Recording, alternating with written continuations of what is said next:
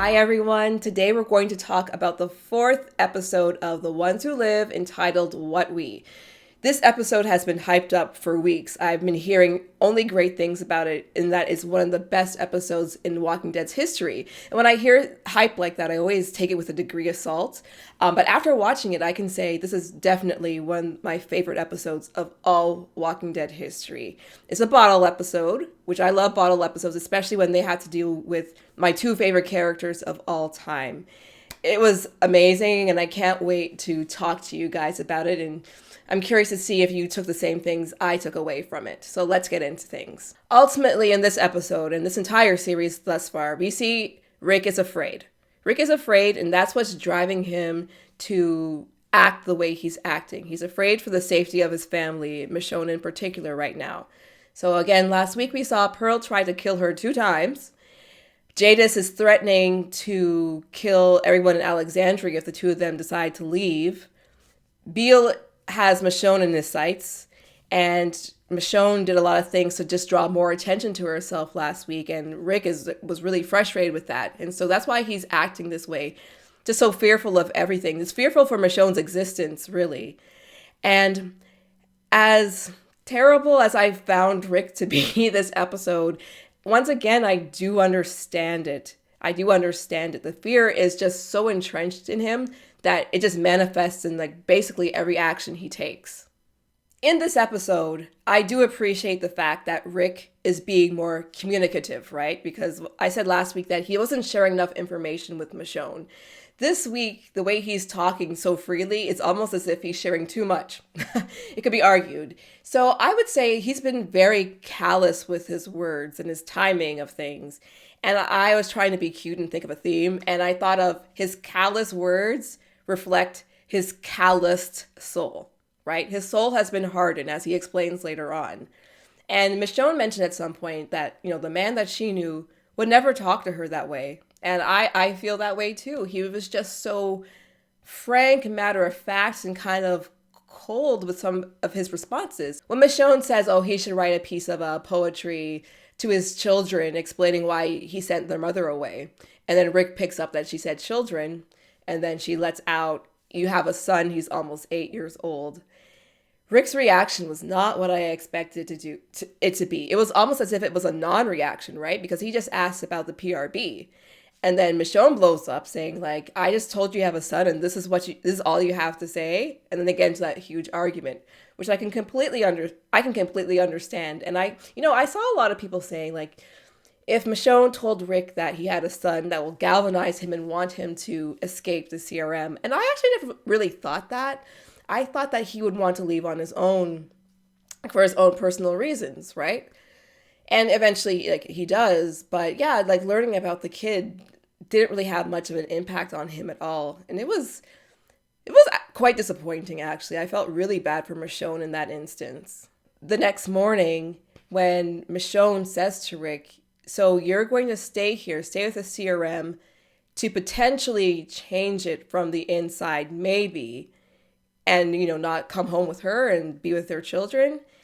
And he just matter-of-factly says, no, I have to stay here.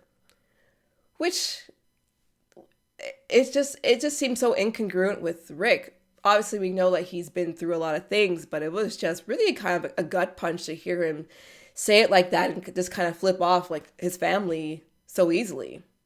And later on, when they're in that fitness room and Michonne is yelling at Rick, telling him, I sacrificed so much. I sacrificed time with the kids to come and find you. And Rick says, you shouldn't have come here. I was dragged here against my will. You had a choice. You made the wrong choice. And she was just that was just so hurtful. And she said, the man that I knew would never talk to me like this once again. And it was just, it was really, really sad to see. And especially this was after the fact, after they noticed that the helicopter they were in crashed. And so they have an out. They can pretend that they died in the helicopter crash. And at this point, Rick is still saying this. And this is after he left the room to find her. So he was flip-flopping, or not flip-flopping, but causing a lot of confusion on Michonne's end, because it seems like, okay, he followed me. He wants to come back with me. now he's saying no, and then he's saying like all these like hurtful things and just kind of just brushing off his family. It was really, really, really hard to hear, hard to see. Another theme that stuck out to me was the fact that Rick is choosing altruism at the expense of his family. So, a bit of a tangent here. When Michonne went over to the desk, the office area, and there are a bunch of books in the bookcase, the ones that jumped out to me right away were the ones that said Java, JavaScript, VBScript, Visual Basic, TCP/IP, mainly because those are things that I studied in university. And it just took me back to that time. And another completely different theory that I learned in university was Maslow's hierarchy of needs. So this has to do with this 5 basic levels of things that humans need to exist, like just to physically exist, and to reach their maximum potential, to like maximize their growth. So basically for Rick, he is thinking of Michonne and the kids at the bottom rung of this hierarchy. So he's thinking about them from keeping them physiologically well, so having them be alive, have food and things like that, and their safety, obviously not having the threat of murder, really, right? So he's just thinking about keeping them at that base level. Where Michonne, on the other hand, she is at least a level higher, where she's thinking about the belongingness factor, because she wants her family to be together. She wants her son, their son, to meet his father for the first time. She wants more. She thinks, and they do, deserve more. But Rick, in terms of the overall, in terms of CRM and all the societies that they're responsible for, he actually is jumping all the way to the top, to self-actualization, because he knows, and he's capable, I think he has the capability to help CRM from the inside out, to change things around, to make things for the better for everybody. And of course, that is a very respectable position to have. And Michonne is also altruistic too. Just 2 episodes ago, she wanted to see if they could impact the way CRM operates to stop them from killing people. But she wouldn't do that at the expense of Judith and RJ as well. But Rick is. And it just doesn't really seem congruent with him, because he's been a family man from day one. And so that kind of a mismatch, like that needs to be reconciled, because how can they go on as a family like that? They just wouldn't. Rick has taken Okafor's story to heart too much, in my opinion. I believe that there's a balancing act. There's a balance between helping the society as a whole and being true to your family. And I'm sure Michonne feels the same way too. Ultimately, we learn that Rick's unsuccessful escape attempts have caused him to lose himself, his purpose, his family. So obviously he tried to escape 5 times physically, and he didn't have any success in any of those. And then even the small escapes, like dreaming. First he dreamt of Carl, then those started to fade away.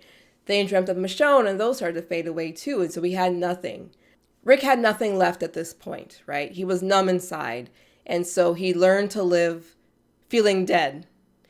And then when Michonne came back, he was happy to see her because he loves her, but the instant dread came along, knowing that, she's not going to be able to pretend she's a B, and we all know what happens to A's, and he just wants her to live. He wants her to have a life with their kids, even if that means that he can't be with her, but like just the idea, the potential of losing her again would make him completely dead inside, and he doesn't know if he can go through with that again. And we saw in the first episode that Rick had ideas of expiring himself a few times. So we know that he's in a low place, and for him to think that he could lose Michonne once again has been driving him to act in this manner, to build like a wall around himself, essentially. So it was a very emotional scene.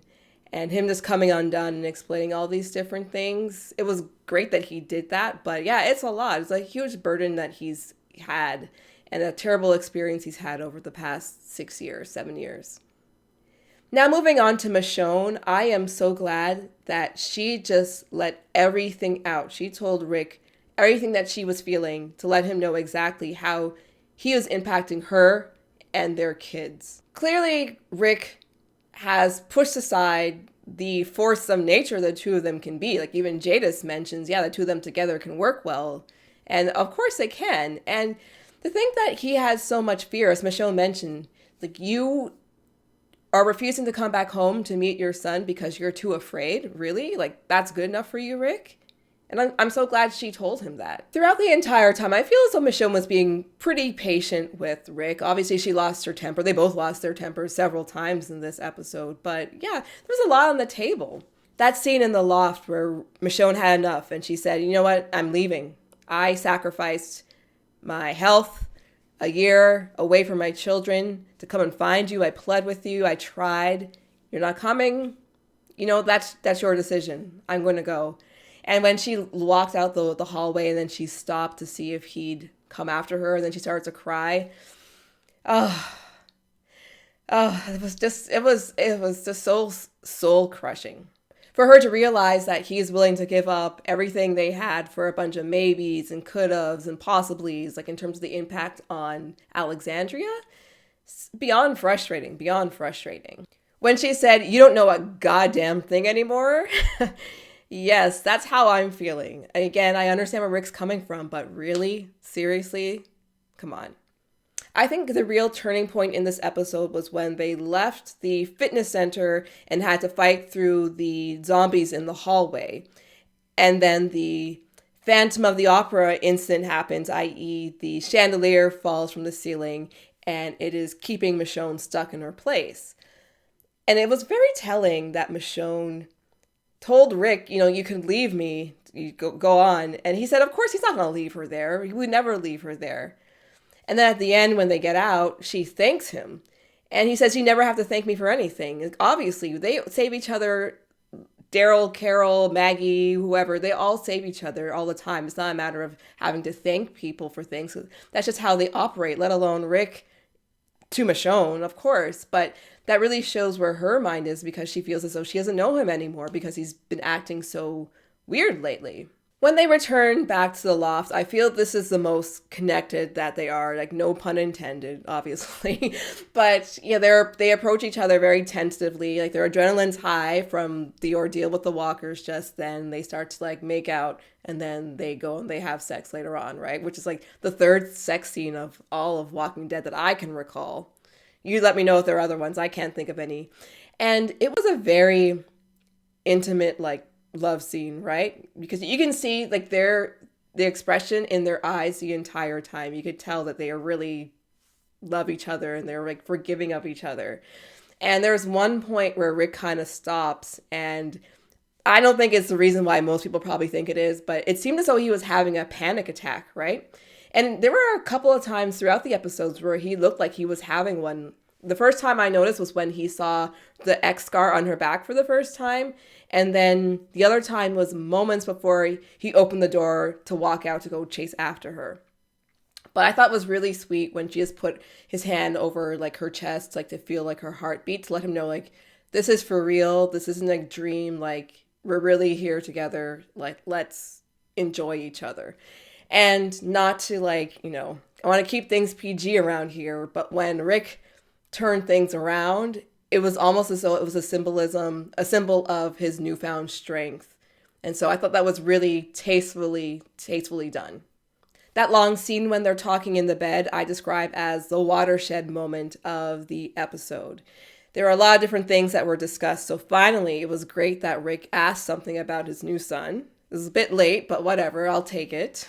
It was good that Michonne told Rick all the terrible things that she had to go through since he left and in her trek to get to him. So she told him about the X scar she got from her friend while she was 7 months pregnant, and that they stole Judith, and that in her quest to come over here this time, she was holed up for a year because she got burned by the CRM. And I'm very glad that she said to him, this flip-flopping you're doing between being with her and thinking about going back to the CRM, it's hurting her. Because he's been very hard to read this episode, and he started to cry too. And it was just, oh my gosh, it was just such a raw emotional like dialogue back and forth. And then at the point where he explains that he no longer sees Carl, and then she shows him the phone with the Carl etching, that's when I started to cry. That's when I started to cry. It was so emotional. It was such a thoughtful thing for her to do. It was just so sweet because again, these people, they're all about their family, all about their family. They love each other so much.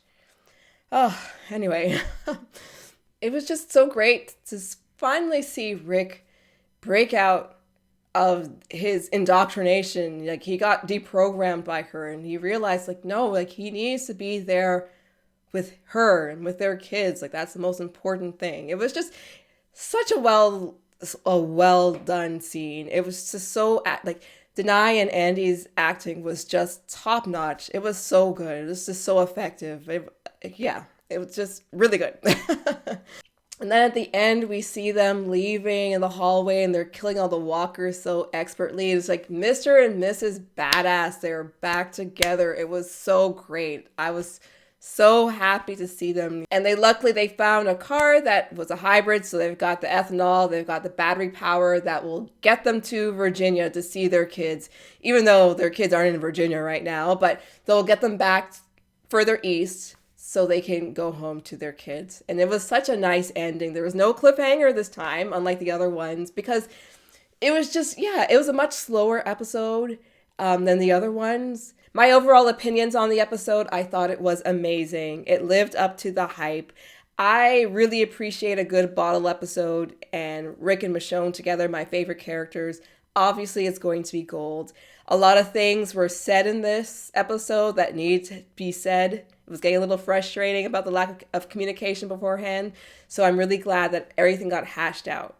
These are two characters that we've known for many, many years, and the bond between them is so strong that there's so much to feed off of. So even if they're really only in a handful of sets, and mostly that loft, it's still gold, in my opinion. It was amazing. And what I really appreciate, too, about the script is that it was written in plain talk, the way you would talk to your friends, the way I talk to my friends, and so on. It was not, sometimes, especially with things written by Gimple, they can be a little like magical. The words are almost a little too magical. Like people are talking in riddles or poetry, not the way that you would interact with somebody in real life. So I appreciate the plain language. And obviously, Denai and Andrew are fabulous actors. They work so well with each other. Their chemistry is amazing. So the performances were top notch. Like when they cried, like it just seemed so genuine. I really felt every emotion that they were conveying with their faces. They can act with their face. There are so many times when they weren't saying anything, but they were saying everything in their facial expression. So it was really, really great. They definitely deserve the accolades. I know that The Walking Dead, I don't think it's gotten any performance Emmys in its entire run. So I think this time, give Andrew, give Denai their Emmys. They deserve it. It was A+. Really great. I love this episode. It was so emotional. There are many highlights in this episode, but I'd be here all day talking about it, and this video would end up being longer than the episode itself, so I'll just talk about a few that stood out to me. That set piece of the loft was amazing. It was still so pretty and pristine. I haven't really seen a set quite like that in the entire Walking Dead. So it was very visually stunning, very impressive. And the smart home features, the Roomba, the thermostat that talks. It was funny when they were fighting and the thermostat mentioned about getting to whatever temperature it got to. And Rick's like, where is this thing? Just wanted to stop. So it added to the tension to the scene. And also that Roomba was very conspicuous. That's some interesting product placement, which I appreciate. They had to get their money to fund this thing. So Roomba, thank you. That scene where they're in the hallway and they're fighting zombies and they both get one in the eye at the same time. And they kind of fight each other saying like, I had it. Well, no, I had it. And then Rick pulls out his knife, I think his knife hand, and he splatters the blood all over Michonne's face. I'm like, dude, you're on thin ice with her. Do you need to be doing that right now? But they took it in stride. Michonne is better than me. If I was in a room and ceiling started to fall down, I would be out of there in 2 seconds. There's no sitting down to hash things out. I'll hash things out on the sidewalk at that rate. I mentioned this in the review of the first episode. Rick looks really good in a black t-shirt. Like, black is working for him. I don't think I've ever seen him wear a black t-shirt before in the main show, and I can't recall a particular time. And I've seen Michonne wear black tank tops before, but she also looks amazing too. So that scene when they're talking in the bed, both wearing the black, I'm like, you guys look so good. So this is the one influence the CRM has had on Rick that I co-sign on. Good job. So what did you think about this episode? I would love to know if you agree with me, if you differ from me. Any input you have would be greatly appreciated. We can start a discussion in the comments section, so leave your comment below. And I'll be back next week for sure, reviewing episode 5, possibly a trailer review or something else in between. But yes, make sure you like, share, and subscribe to I See Melanie, and I'll see you later. Bye!